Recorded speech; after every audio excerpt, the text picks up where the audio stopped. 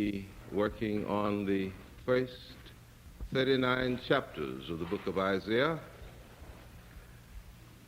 and on the last we will deal with the prophetic insight of Deutero-Isaiah, which is second Isaiah, beginning with chapter 40. So, if you're interested, will you read between now and next Sunday then the first 39 chapters of Isaiah, and after next Sunday, read the rest of the book. I want to read just a few passages. Here, O heaven, a little while on two aspects of this. I suppose that in all fairness to the background material, I should say that the book of Isaiah is written by several authors, but you need not bother your minds with all of this. It is divided into two major sections. The first 39 verses having to do with the man who lived in one part of the 8th century, and the last chapters from 40 on having to do with the man who lived in another period and another age, dealing with another problem. And within the first 39 chapters, there are several little poetic gems, prophecies, that obviously could not have been written by Isaiah, but are introduced into the composite from a point of view and from an historical moment that came long after Isaiah had lived and died, but we need not be bothered about that. The important thing is that the book has been preserved for us, and it is one of the great tidal waves in the religious history of the human race.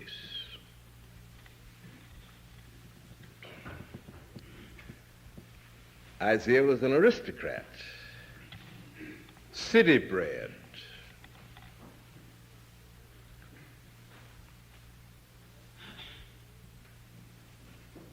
sensitive, poetic, brooder.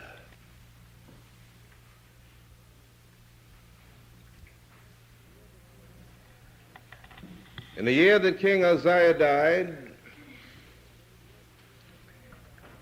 one day when he was seated, he, referring to Isaiah, was seated in the temple, lost in meditation and in prayer. He does not tell us what was on his mind.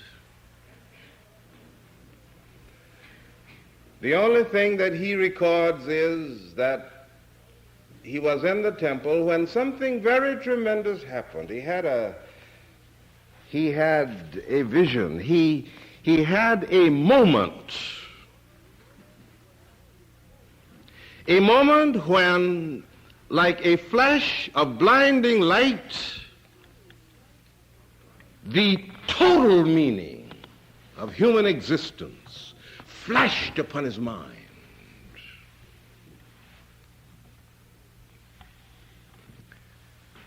It's a very interesting thing, these moments. And there is nothing more tragic, I think, in human life than to be visited by a moment without realizing it.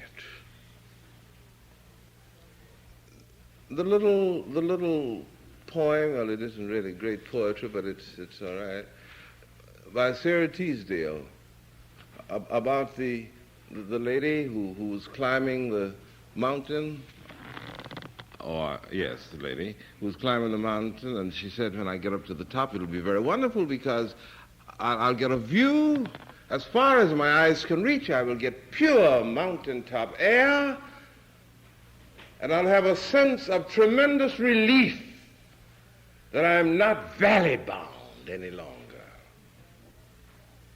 But the briars were always pulling in my gown.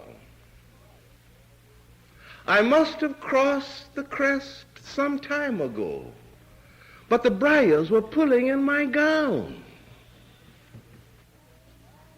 And now, all of the rest of the way will be only going down. Cross the threshold, the crest.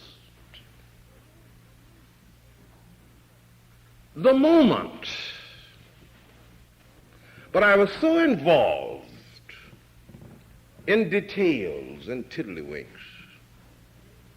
that I didn't know it. Didn't know it. It's interesting. Isaiah's moment came,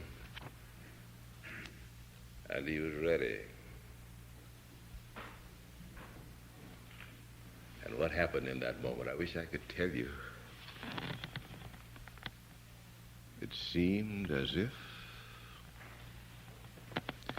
as he looked up towards the altar, that all of the temple, the walls, the boundaries pushed out and out and out and out until at last they enveloped the entire ebb and flow of the life of man and existence. And there was God seated at the central place. And his glory, the wonder, the awe, the magic, the mystery, the Shekinah, the uncreated light filled everything. And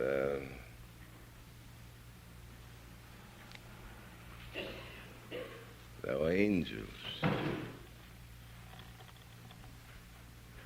in this vision, angels that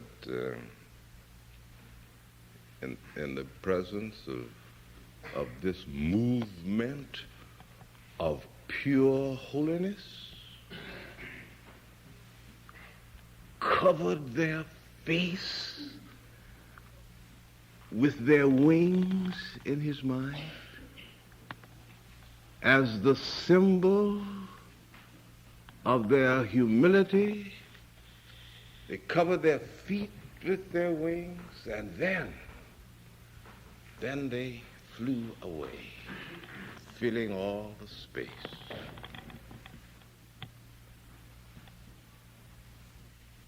And while all that was going on, Isaiah suddenly realized that he was a man who was dirty, unclean. No one said anything to him about it. But the relentless enveloping of this holy light defined for him the limitations of his own life. I'm an unclean man. How do I know that I'm unclean?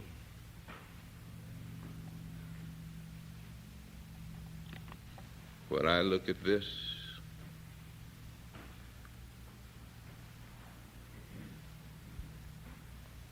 And then look at this. I don't need anybody to tell me. And not only am I unclean, and I am on the hunt, says Isaiah. I'm on the hunt for holiness, for the mind and the spirit of Jehovah. I want God. I'm a seeker. I'm searching. The sand is hot under my feet. And if it be true that I am unclean, despite the way my soul is exercised for wholeness, what must be true of Israel that isn't even interested in the search? I'm unclean. I dwell among people who are unclean. And then, instead of running away, instead of hiding from the ravages of absolute purity and holiness, as Newman, you may recall, Newman makes the soul in the dream of Gerontius. You remember how he flees from the presence of God when he realizes how whole God is and how unwhole he is. And he says, take me away, let me go to some dark corner of the universe that I may be hidden, that my soul might gather itself together in recovery from the ravages of absolute purity. No, not Isaiah. Isaiah kept looking transfixed, and then something else happened. It seemed as if an angel took a live coal from the altar and put the live coal on his lips and purified him. He didn't rate it. It happened. And then while he was still there, he heard a voice. And the voice said,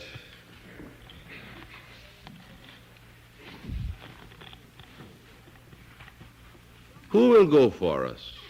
Somebody must go to the people. Who will go? And then Isaiah said, here am I,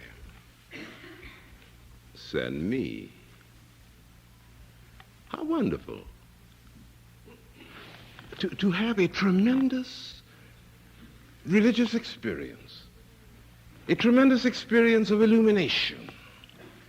And then while you are under the massive pressure of this fresh orientation to get a job analysis.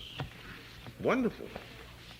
So that you can be for instance, you can implement at once in detail against the background of your own equipment before the vision. You can implement the vision now in terms that will be increasingly significant and relevant to your own living. He was a prophet already. And the voice said, his voice said to God, I'll go, I'll take the message. And then watch what happened. He said, tell the people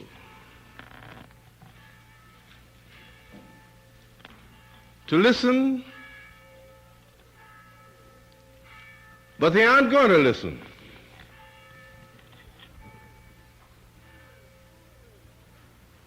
You will break your heart. You will turn your mind inside out. You will pour upon their indifference the priceless ingredients of your spirit.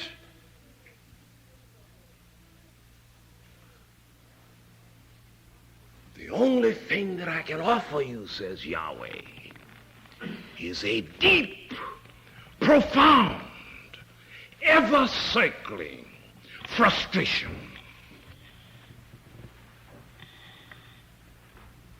That's all.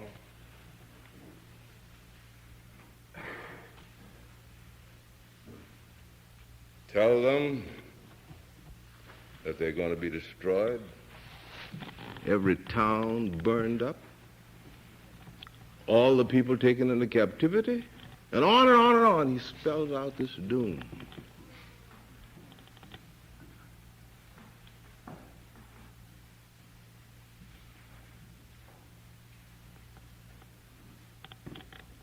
What had you done? Here's your inspiration. Here's your great moment.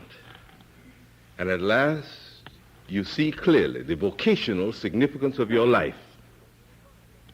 And then as you begin to define that vocational significance, it suddenly dawns upon you that you have been sent down a blind alley.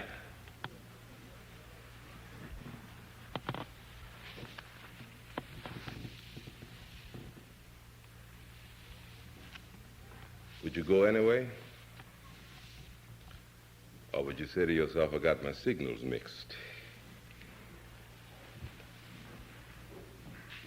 What would you do? All right. We will leave that section of Isaiah for the moment. And let us look at one other part of it. And that will be all for this morning.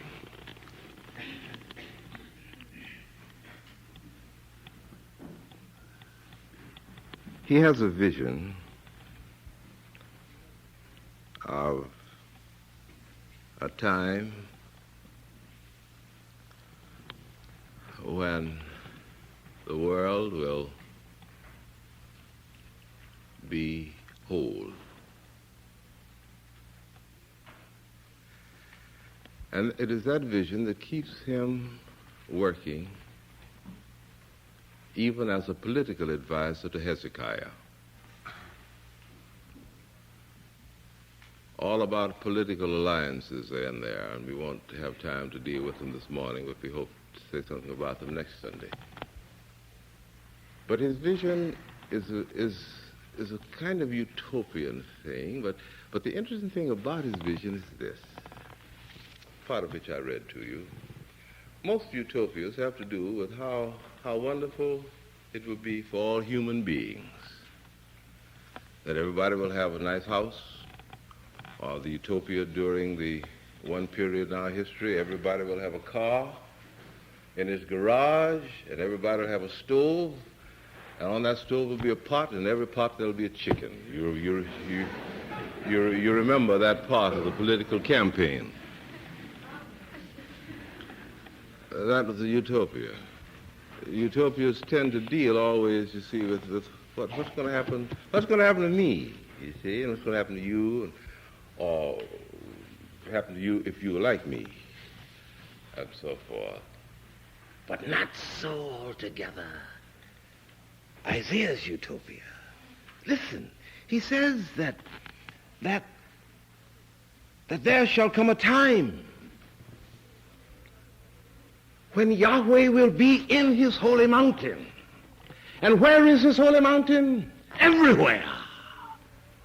And when he is there, what will happen? To the whole created world. What will happen to nature, for instance? Not to man. What will happen to nature? The lion and the lamb will lie down together. A little child will put his hand over the hole of an asp, and the asp will relax his self-regarding impulse and not sting the child.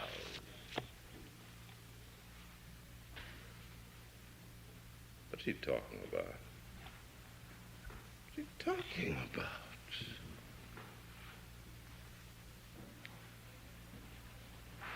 When that time comes, something else will have already happened among mankind. And what is that? Mankind, too, will lose its self-regarding impulse. It will reorientate all of its egocentric compulsions.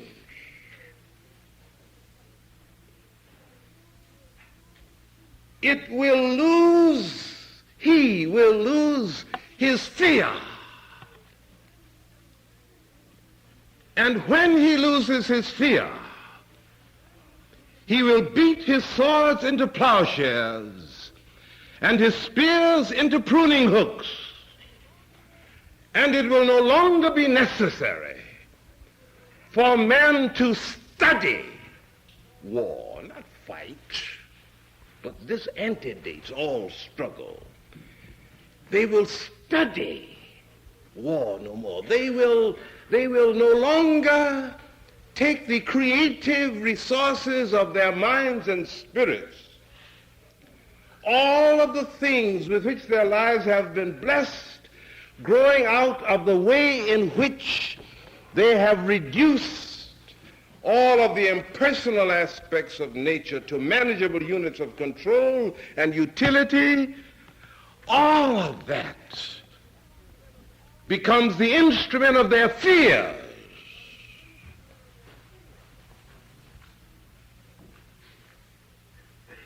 Therefore, they study war.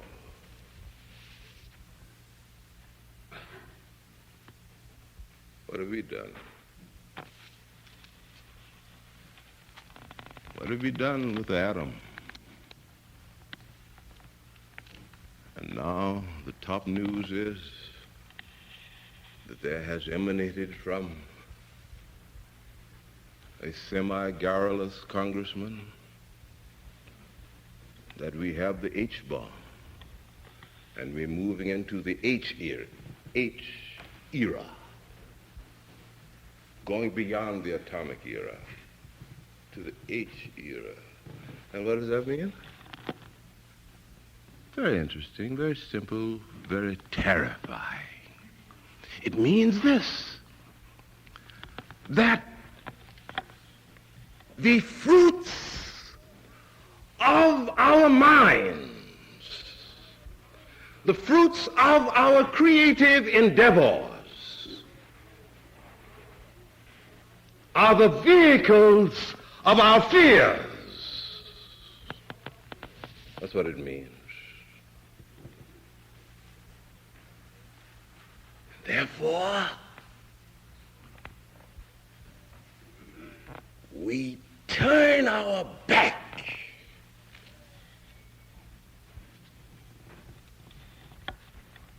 upon the right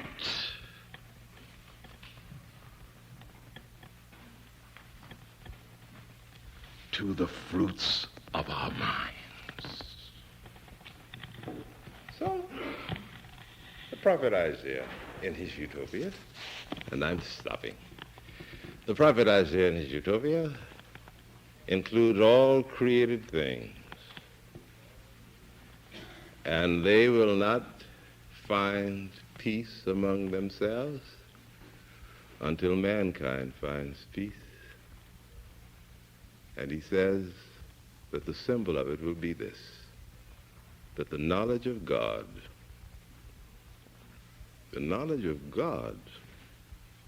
will cover the earth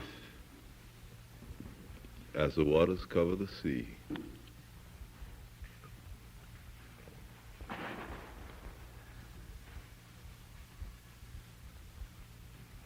And I won't be afraid anymore.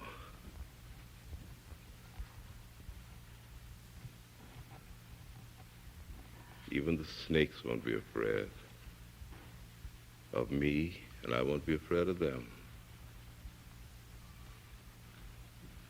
Little children can grow up with normal childhood experiences when that time comes. even those whose minds are sick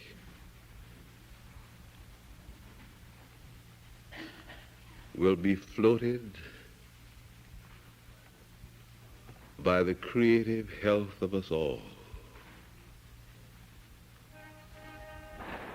and will not be a menace to themselves or to others.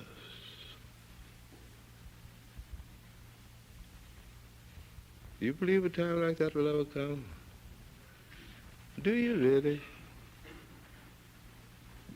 If you do, then suppose you try to anticipate it right where you are today.